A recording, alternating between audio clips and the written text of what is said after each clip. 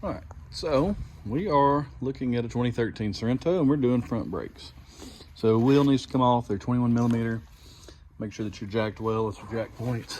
For us using a lift, we're on the pinch wheel. So wheels off. Now we're gonna come to the back. We're gonna get want to get this caliper off. So first things first, these 14s, one here has to sit on. Get those two 14s off, hang your caliper up and out of the way for now. Now we need to get the bracket off. You can go ahead and pull these pads out if you'd like. All you're gonna do to pull them out, literally pull them out. They'll come out of the clips and give you clear access to the rotor and that caliper bracket. There'll be two 19s, that one and that one. Those two 19s have to come off. Caliper bracket will then come off, allowing us to take off the rotor if you're going to turn your rotor, which we are. And these little screws can come out. We're going to turn this rotor out, make it have a nice resurface smooth, and then I'll show you how to start going back together at that point. All right, a lot of people are going to give me hate for this. I do put the little screws back in. You don't have to. They serve very little purpose, if any. But I don't know, they're on there, so I try to give the customer back, you know, what they had. But if you are replacing the rotor, that would be your new rotor just slipped on there. With me, we've resurfaced. Make sure you clean it off. You can see where my fingerprints have touched, so I'm going to take brake clean and I'm going to clean that down. But the next step before we move along to putting everything back together is going to take this part, which is the brake caliper bracket. A couple things. We're going to put new hardware in here.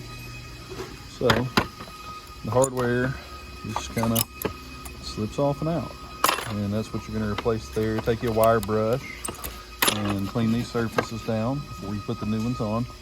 The other part is, see if I can do this with one hand, is to take these slide pins.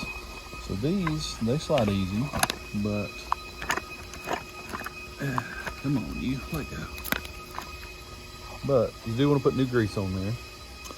Some folks will take the whole boot off, run a wire brush in there and out. I usually just re-grease these if they feel good, and these feel good. They're moving freely without much effort at all. So I'm just going to put brake direct caliper grease on there, and then it slips back on around here, and the 19s are going to go back in to hold that on. So what I've got to press out the piston of this caliper, I've got this set of ratcheting pliers, whatever you want to call them, but made by Snap-on. You can get these by about any manufacturer, but it's going to push this piston back out. Make sure you take the cap off of your reservoir and push this piston back to where you're going to fit over your new pads.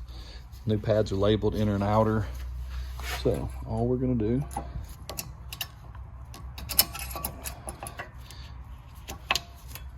is fit them in just like that into the hardware, both sides. I like this squealer to be on the bottom back because they label them as inners. So this one, same thing on the other side. When I have it on the inner, yeah, anyway, that's the way that I like those to sit. And this outer pad, again labeled, but doesn't have that big metal piece sticking out. Once you get this on, you're going to collapse those, slide pins, and the caliper will sit over the slide pins and over the pads. Now your 14s can go back into the slide pins, top and bottom. And if you get that on and everything is snugged, I should be able to link your torque specs on everything. Get your wheel back on at that point. But do the front side, move to the other side, do the same thing that you've done here, and you should have completed a front brake job successfully. You've either got a new rotor, a resurfaced rotor. I don't like pad slapping, but you can. It's your prerogative of your vehicle.